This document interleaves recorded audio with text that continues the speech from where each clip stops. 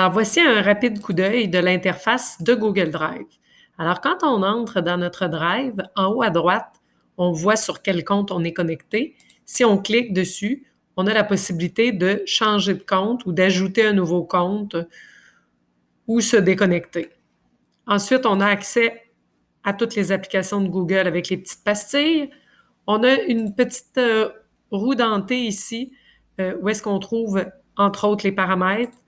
Dans les paramètres, les choses importantes qu'on peut savoir, c'est qu'on peut aller gérer les notifications, les applications qu'on a aussi, et on a différentes options aussi, comme par exemple, quand on ouvre notre Drive, est-ce qu'on veut accéder rapidement aux fichiers dont on a besoin d'accès rapide?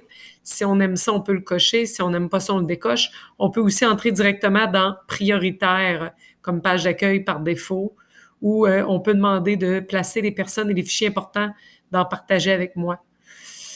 Ensuite, on a ici le bouton d'assistance qui nous mène rapidement à de l'aide.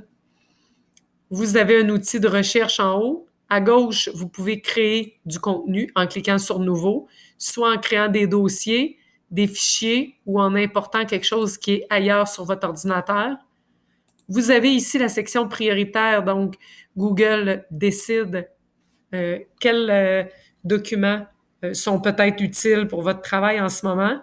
Vous n'êtes pas obligé d'en tenir compte et vous pouvez vous créer un espace de travail pour gérer les choses sur lesquelles vous êtes en train de travailler. Ensuite, vous avez ici votre Drive. Donc, ça, c'est vraiment votre classeur dans lequel vous avez vos dossiers que vous créez. Tout ce qu'il y a dans ça vous appartient. Si jamais vous choisissez de partager un travail, vous allez voir si le dossier au complet est partagé. On voit un petit bonhomme sur le dossier. Sinon, il n'y en a pas. Et on pourrait également, à l'intérieur d'un dossier, choisir que certains fichiers sont partagés ou pas. Le drive partagé, donc c'est ce qu'on appelait les disques d'équipe également.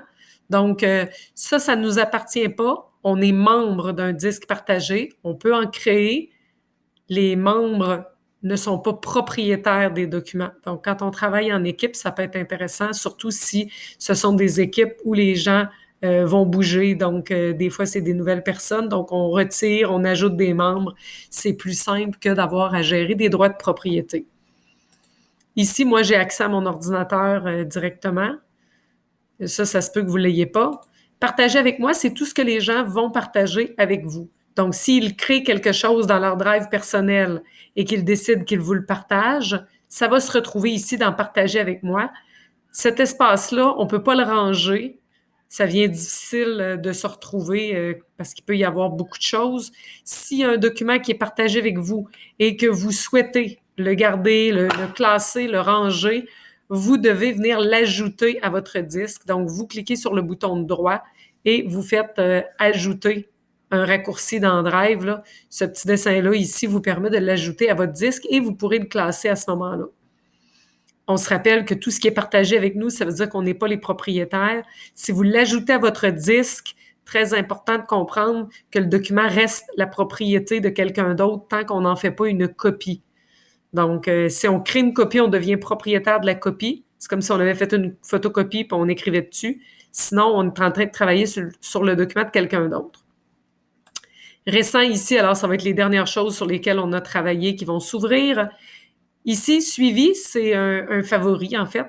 Donc, les travaux, les documents ou les fichiers ou les dossiers sur lesquels vous dites, moi, je vais souvent là, au lieu de faire tout le chemin, parfois ça peut être long, on peut aller mettre un favori. Alors, quand on veut l'enlever des favoris, admettons que moi, finalement, c'est pas un document que je veux garder dans mes favoris, bien, j'ai juste à cliquer sur le bouton de droit et faire supprimer des favoris. Et finalement, on a notre corbeille. Donc, de temps en temps, et ça peut être intéressant de cliquer sur la corbeille puis d'aller cliquer sur « Vider la corbeille ». Donc, pour effacer tout ce qui s'y trouve. Ça fait le tour de Google Drive.